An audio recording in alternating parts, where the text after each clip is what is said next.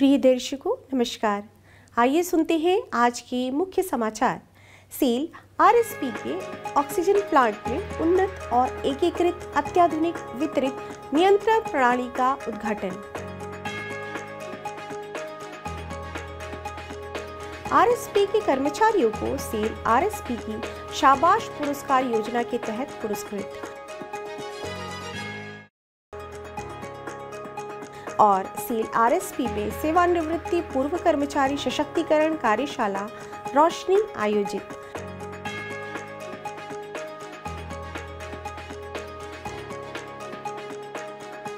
अब समाचार विस्तार से।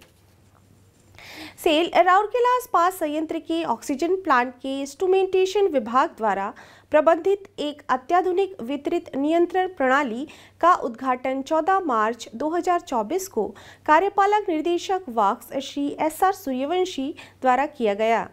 इस अवसर पर मुख्य महाप्रबंधक प्रभारी इलेक्ट्रिकल एवं पावर श्री बी.एस. करथा, मुख्य महाप्रबंधक ईएमडी एवं यूटिलिटी श्री पी.एस. कन्नन, मुख्य महाप्रबंधक एसएमएस 2 श्री टी.पी. शिवशंकर, महाप्रबंधक प्रभारी आईएनए श्री एस.सी. पात्र, महाप्रबंधक प्रभारी oxygen plant Shri RK. Shah, महाप्रबंधक प्रभारी सुरक्षा सुश्री आशा करथा, महाप्रबंधक प्रभारी इंस्ट्रूमेंटेशन सुश्री चैताली दास और आरएसपी के कई अन्य वरिष्ठ अधिकारी उपस्थित थे।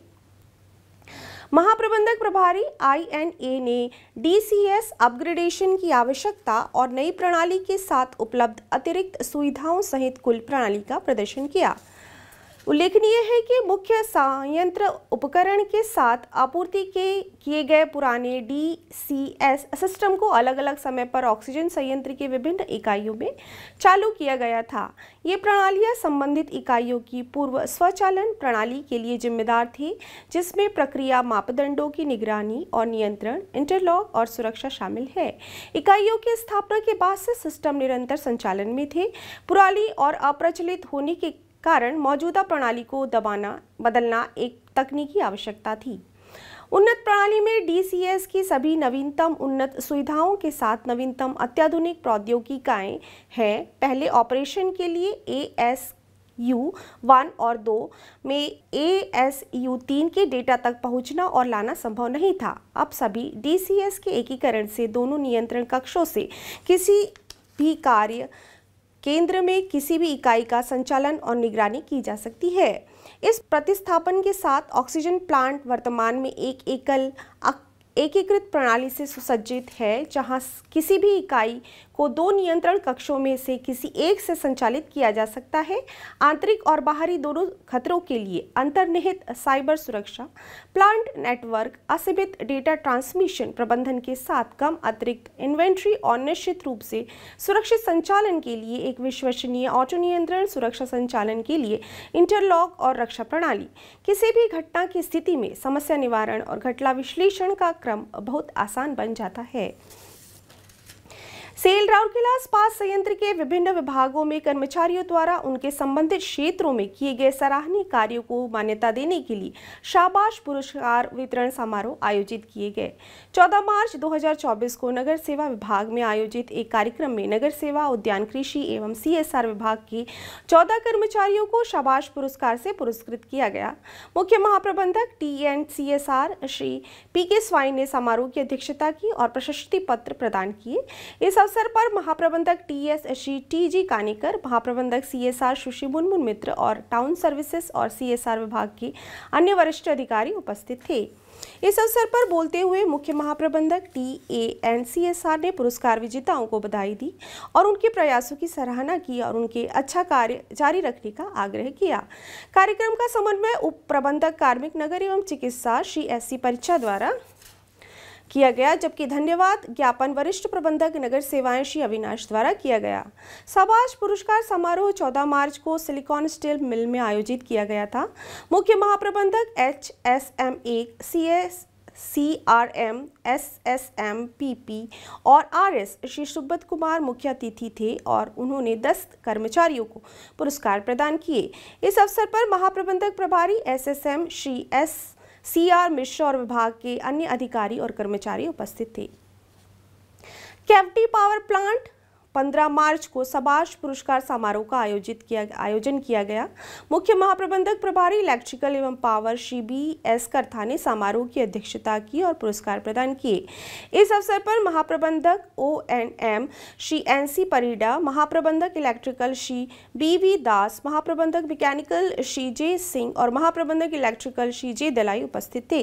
कार्यक्रम संयुक्त रूप से था। वरिष्ठ प्रबंधक और विभागीय सुरक्षा अधिकारी DSO CPP 1 श्री रघुवीर सिंह और वरिष्ठ प्रबंधक CPP 1 श्री वकील मालवीय द्वारा संचालन किया गया। सेल राउरकेला इस्पात संयंत्र के CPTI केंद्र में 11 मार्च 2024 को आयोजित सेवानिवृत्ति पूर्व कर्मचारी सशक्तिकरण कार्यशाला रोशनी मार्च 2024 के महीने में सेवानिवृत्त होने वाले अधिकारियों सहित 67 कर्मचारियों को समग्र स्वास्थ्य और वित्तीय सुरक्षा के विभिन्न पहलुओं के बारे में जागरूकता किया गया। उद्घाटन सत्र की अध्यक्षता महाप्रबंधक प्रभारी कार्मिक मानव संसाधन डॉक्टर PK साहू ने की। रोशनी के सत्रों में सुचारू सेवानिवृत्ति परिवर्तन के लिए महत्वपूर्ण विषयों पर एक विस्तृत श्रृंखला शामिल थी। डॉक्टर शिवलकर ने निम्नलिखित सत्र में सेवानिवृत्ति के बाद के स्वस्थ जीवन के लिए स्वास्थ्य संबंधी चिंताओं और रणनीतियों पर चर्चा की। साइबर सुरक्षा मुद्दों से संबंधित मामलों पर सहायक महाप्रबंधक CNIT श्री VP आर्य द्वारा चर्चा की गई, जहां डिजिटल युग में इंटरनेट के फायदों के बारे में बताया गया। प्रतिभागियों को उनकी डिजिटल उपस्थिति को सुरक्षित करने में मदद करने के लिए साइबर खतरों और सुरक्षा की दुनिया में अंतर्दृष्टि प्रदान की गई। बाद में चरण में स्थिरता सुनिश्चित करने के लिए प्रभावी वित्त प्रबंधन पर उप महाप्रबंधक वित्त एवं लेखा श्री DK दास द्वारा विशेषज्ञ सुझाव दिए गए। सहायक महाप्रबंधक वित्त एवं लेखा श्री पप्पू कुमार ने सेवानिवृत्ति पर सुचारू वित्तीय निपटान के संबंध में व्यावहारिक प्रक्रिया के बारे में बात की।